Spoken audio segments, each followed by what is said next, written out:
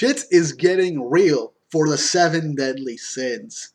Now, I haven't made any videos pertaining to the 7 deadly sins manga before because I didn't know how to go about it. So instead, I'm going to do a similar video to how I did with One Piece leading up to my chapter reviews. However, I am going to go over what has happened in the 7 deadly sins story up to the current chapter that has recently come out, which I believe is chapter 342.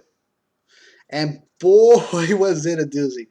Oh man, so much I really want to talk about. So let's get into it. So after the initial battle with the Demon King, who had possessed Zodras' body using the remnants of the Ten Commandments, after Meliodas, with the help of the Sins, managed to break free from the Demon King's possession, was actually insanely more compatible than Meliodas due to the fact that Zodras almost immediately gave in to the whole mental illusion type thing. So what happens is that everyone ends up fighting Demon Lord Zeldris, and the fight is pretty much evenly matched at this point until Escanor shows up to help them out with his after reacquiring Sunshine. Escanor, once reaching the one mode, fights the Demon Lord one-on-one and actually holds his own. But then that 1 minute ends up passing, and he reverts back to his normal stage. But at the same time, he ends up taking a gamble and starts to burn up his own life energy to increase the power of the one form and let it keep going for an indefinite amount of time, at least until he lowers down his power and starts to relax, which would end up leading into his inevitable death. We learn Escanor's backstory and how he officially joined the Sins, how he made a new promise to Meliodas and everything. And honestly, it was touching. The fight against the Demon Lord was great. Meliodas going into the Demon Lord's head thanks to Gother in order to free him in order to free his brother from the Demon Lord's grasp was honestly really great. Gelda helping out as well was honestly really good. And once Zodras finally breaks free, we see the Demon Lord not giving up again, using the power of the Ten Commandments to possess the very ground and the very ground and earth that Britannia was on, doing this giant Cthulhu-like monster with immense magical power, which made fighting him even more difficult. However, all the Sins teamed up and ended up fighting the Demon Lord. And then Merlin used some type of magic to help break the limits of all the Sins and like double or triple or quadruple the current power of all the Sins, so they all would end up attacking the Demon Lord. And the battle ends with the Sins winning. But with Escanor using that gamble, he ends up burning himself to a crisp with Sunshine and dies. Unfortunately, we lost the best character in that whole series, honestly. But if someone had to die, it made sense for it to be Escanor. He'd been said to be dying for that whole arc. So, yeah. But it was a proper send-off to the greatest anime badass in history. And I really, really appreciate that he didn't go out in a very bad death, like a very weak or emotionless death. You actually felt you actually felt sorry for the guy and sad for him to go. That's when you know you built up a really good character. But moving on, the Sins end up celebrating the defeat of the Demon King. Zeldris goes with Gilda back to the Demon World, and things seem to be going all right. The Sins are grieving for Escanor, but they're glad that they finally received peace. That is until Merlin ends up telling them why, everything about her and about chaos. The power of chaos, which is freaking, I don't even know how to describe it. That is just the most overpowered thing ever created. I mean, it's basically creation itself. Unpredictable creation. It can be good, it can be bad. It depends on the user. And Chaos was the being that created the Demon King and the Supreme Deity and a whole other stuff. And honestly, this was honestly a very big thing because everyone thought that the series was going to end after the Demon King. However, for all we know, this current arc that just started, the Chaos arc, I believe the fandom's calling it, is in fact going to be the last arc.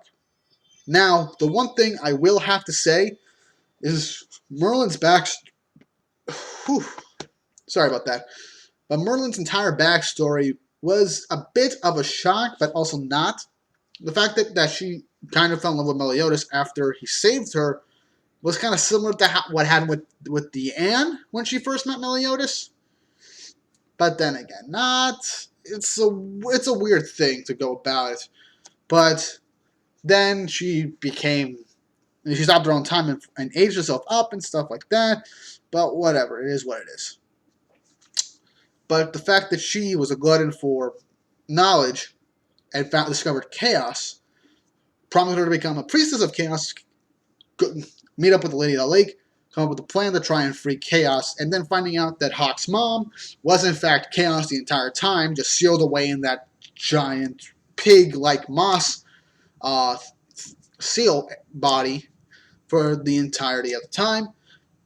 So after all that magic from the attack on the Demon King got absorbed into the Holy Lake, where Lady of the Lake contained it, Merlin brought out Arthur's body that was stabbed with Excalibur, used the power from the lake, and revived Arthur with the power of chaos, turning him into the King of Chaos. Now, obviously, everyone is upset about Merlin lying to them, and essentially that one of the things that you needed to break Chaos' seal was the death of the Demon King or the Supreme Deity. So when the Demon King was about to take over Meliodas' body, she deliberately stalled her spell so that she would be too late to stop the Demon King's revival. And also, after defeating the Demon King the first time, she was the one that restarted Elizabeth's curse so that Meliodas could officially take down the Demon King for good, and then everything could to help Meliodas in his resolve to take down the Demon King once and for all. Now, the one thing I really, really, really have to talk about is the big twist about Kath. You remember Kath, right? That little tiny white and red cat thing that was always at Arthur's side after the training with the druids back in season 2 and up until his death. Yeah, that cat shows back up. Arthur's happy after he wakes up, and then it turns out that with the Lady of the Lake's warning, they were too late to find out that Kath was a diabolical monster that was also created by Chaos and was in fact infatuated with the fact of trying to have that power for himself. He rips off Arthur's arm and eats it, thus gaining the power of Chaos. Well, not a lot, a strong amount of power. Enough to break a seal that apparently he was placed under by the Goddess clan. And though Arthur is heartbroken, he eventually starts to awaken his own magical power so he can take on Kath. Now, Kath wants to eat Arthur for the full power of Chaos. The Sins were pretty much powerless at this time because they had no idea how Chaos worked or how to counteract it. And Kath, from what I can tell, wasn't in full control over his own power either, same with Arthur. So it was insanely unpredictable. So what happens is that Arthur just casts aside any feeling he has for Kath after fully accepting the fact that Kath was only with him to eat him and kill him. So Arthur does a badass night slash, completely eradicates Kath, and Merlin, after being talked off by Meliodas, ends up sending all the sins back to Leonis. When this happens, Merlin ends up talking to Arthur in a castle that he created in his subconscious after passing out from using his power and awakening his power of chaos, and basically laughing at the fruits of her labor because she managed to revive the King of Chaos, and she actually created an ideal world with Arthur so that no one will be able to destroy everything. Back in Leonis, Meliodas ends up talking to the Sins about how chaos is insanely unpredictable and way too dangerous to be left alone, and that if used wrong, it could turn Britannia into a living hell. Now, that is something you need to keep in mind. Now, the one thing you need to keep in mind is that while Meliodas is explaining this, he's also wondering if Merlin really did betray them or was on their side from the beginning. Gother then chimes in, seemingly knowing something, to tell them that what Merlin was doing was essentially for the greater good, in her opinion, and that they should just go ask Merlin and tell her about how they feel and learn what she is feeling as well. Meliodas, then when they finally get there, it's right after Merlin is being attacked by Kath, who was still alive. Now, this guy was a big, hulking cat monster with like 6 legs, giant teeth, and he was insanely more menacing than he was before. He wasn't just an amalgamated monster, but he was a giant cat monster. It was so freaking overpowered. He was demolishing. He was demolishing Merlin. Arthur showed up, but then once Arthur was starting to fight back, he ended up breaking Arthur down by telling him that in the battle against the Demon King and the Sins, all of Camelot was destroyed and countless people lost their lives. Arthur used his power of chaos to try and sense everything and see it due to the fact that he was dead, and he was shocked to find out that the monster was right. Most of the people were dead. Merlin tries to calm him down, but then Arthur passes out from the shock. Kath tries to go and finish them off, and then the Sins show up to save Merlin. Meliodas pretty much scolds Merlin for what she's done and says that she has to pay for her crimes. To which Merlin says she knows, and Meliodas says that her punishment is to look after Arthur till the day she dies.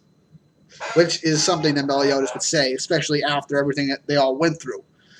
And then he says that, despite everything that happened, we're your friends, so let us help you. Now this, I love. The Seven Deadly Sins are one of my favorite groups of characters in all fiction, next to the Black Bulls and the Straw Hats. Now, these characters are amazing. They're what make the Seven Deadly Sins story work and what makes it so compelling for me. And even with Escanor gone, which another thing I have to say, before they leave, they mention how Escanor would feel towards Merlin's actions and how he would act upon hearing the truth.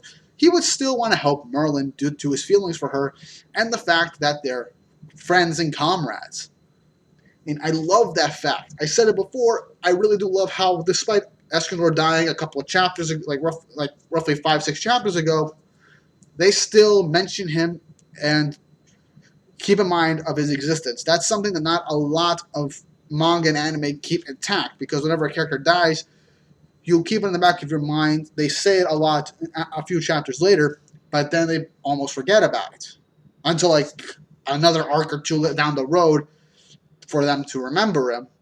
Escanor was a member of the main cast. He was the Lion Cinepride. I'm glad that they did this. But moving on, Kath is about ready to lunge himself at the Sins. And that's what leads us to this week's chapter. Now, I'm sorry for doing this whole 10-minute recap for the video for this whole arc, everything leading up to this arc, but I needed it to be said. I needed to do this because this arc is insane, and this recent chapter was insane. So, let's get into the recent thing that happened in this chapter of the Seven Deadly Sins, because this was insane. So what happens in this arc, this chapter, my mistake, every time I say chapter, I mean this, every time I say arc, I say chapter. It's a weird mental thing with me. Anyway, so what happens, it starts off right at the same time when the Sins show up to fight Kath. They begin their fight, and then we get this whole big panel of them all fighting Kath. So everything goes on. They try and help Arthur get up on his feet to try and fight back. All of a sudden, in the middle of their fight, Kath is frozen in the air, and his wounds stop healing. Though Merlin says that he won't die, apparently it was a curse that he has that will keep him suspended in that state for years to come. She then says it could be decades or centuries before he ends up breaking free. And everyone's like, well, when that happens, we'll be ready.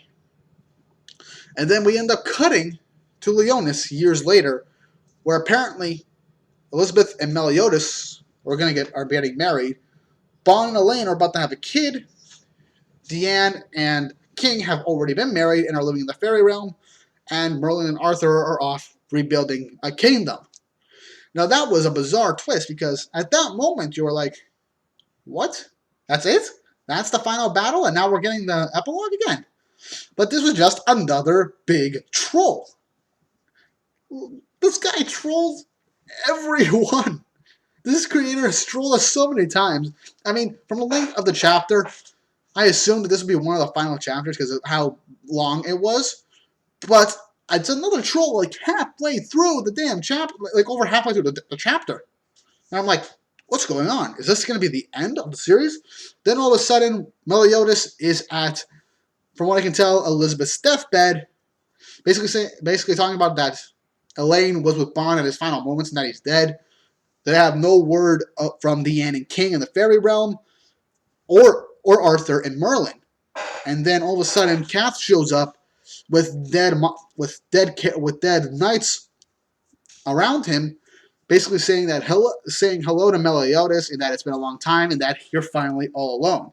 If you and other things like if you just let me kill you back then, we wouldn't experience this type of loneliness ever again. And then once Meliodas powers up to his demon state at full power, we then flash back to their fight against Kath. And it's realized that every single member of the Seven Deadly Sins, everyone there, was basically put in a type of trance, which Arthur, who thanks to his power of chaos, was able to break free of, explains to Meliodas that what they experienced, while not an illusion, was a possible future that they could see, a possible future. So with chaos, it's possible to basically plunge everyone into a type of genjutsu, from what I can tell, that allows them to experience their future, a possible future, which, from what I can tell, is in fact a happy ending up until everyone dies and Meliodas is the only one still alive, with Kath showing up later to try and finish off Meliodas. So what happens is that after this, Kath, in a nonchalant way, talks basically says that he's surprised that Meliodas was able to be the first one to break free, and so soon. And that's when Arthur explains it to him. And then Kath basically tells them that everything is worthless. That they're doing is worthless because everything eventually dies. People, kingdoms, grass, the lakes, the rivers, the land, everything will die eventually. A nihilistic way of looking at things, yet he is technically right. So, after all this, Arthur ends up coming to some sort of realization and says that he knows how to kill Kath. Now, this is a shock, and we don't even know what Arthur means by this. Not to mention the rest of the sins are currently still in that weird trance where they're experiencing their futures. So yeah, this is an interesting chapter. It was insane because we got to see a really quick epic fight between the Sins and Kath, and them getting trapped in some kind of weird genjutsu that lets them see a possible future for them after, basically having Kath stuck in a curse where he remains immobile for an unknown amount of time. But yeah, that was an interesting chapter. It was insane, but it was well worth it. A lot of things went right with this chapter. Everyone thought that the stakes and stuff in the story was just getting dragged out. I do think the story is getting dragged out a little bit, but with the recent chapters, I'm okay with it. If they can end things, if you can end things in a good way from this arc, and then do maybe an Arthur spinoff like other people are wanting, then I do suspect that the character Kath, as the final antagonist, who is someone that craves after essentially the power of creation, could be a very fitting villain. And by defeating him, helps solidify the legend of the Seven Deadly Sins, the new King Arthur, and the separation of all the human and the separation of the human and non-human realms. So yeah, I do love the Seven Deadly Sins. The manga is great. You should definitely pick it up. You should read these chapters. I know I'm saying this a lot to a lot of people, especially not on these videos, but Seven Deadly Sins is a great manga series. The third season of the anime was a letdown with its animation, but I really do hope they fix it. The manga is a definite thing that you must read. I highly recommend the Seven Deadly Sins manga. Read it. It's amazing. Go read it right now. This chapter was insane, as I said. A lot of things are being put into play that I never expected the guy to even consider. But yeah, that's all I gotta say for this. Seven Deadly Sins has been amazing for me, and I really want more people to read it. this final arc, from what I can tell, is going. If it is the final arc, I mean, he's trolled us in the middle of chapters and arcs before. So for all we know, there's gonna be like maybe one more arc after this. But I highly do believe that this is the final arc of the series. So yeah, this could be the end of the Seven Deadly Sins, and with Kath as the final villain, I wouldn't be disappointed with how he's been built up and how he's been shown as a very, very strong threat. Not to mention the Sins have to deal with a character this powerful without Escanor. Remember that. Escanor was like the strongest character in the series at the end of the arc. Even though Meliodas had his Demon Lord powers at the time, he wasn't able to beat the Demon King one-on-one. I mean, then he wasn't using his full Demon King powers, but even still, he wasn't able to take down the Demon King alone. Escanor was stronger than Meliodas at the end of the series, but even still, he needed all the Sins to take down Demon King, due to how the Demon King constructed his new body. So yeah, with Kaz as the final villain, and with the Sins down one member who of insane strength, I'm curious to see how this could all end. But anyway, what do you guys think of the Seven Deadly Sins manga? What do you guys think of the recent chapter? Was it as good as I think it is, or did you guys not like it? Was it meh, or was it insanely disappointing? Let me know in the comments down below. If you want me to talk more about the Seven Deadly Sins, I do plan on doing more Seven Deadly Sins content on the channel for a while, like at some point down the road. But that's really all I got to talk about. Hope you guys have an awesome day. Don't forget to like and subscribe. And yeah, hope you guys have an amazing day.